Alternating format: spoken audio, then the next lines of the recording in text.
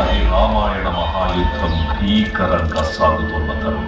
శ్రీరామచంద్రుని సారథ్యంలో వానర సైన్యంతో విజృంభిస్తూ లక్ష్మణ స్వామి తనతో పోరాటం చేస్తున్న రావణుడి కుమారుడు ఇంద్రజిత్ తలని బాణంతో ఒక్క వేటుతో వేరు చేశాడు.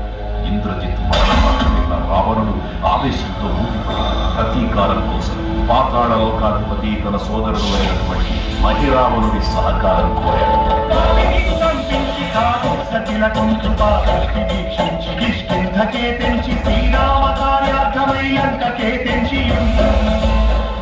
ఆ జీవి మకరధ్వజుడు అనే మహాసముద్రాన్ని దాటుతుందని నీటిలో పడ్డ స్వేదవిందుడు ఒక ముసలి గ్రహించడం వల్ల జన్మించాడని తెలుసుకుని ఆశ్చర్యపోతాడు హనుమంతుడు.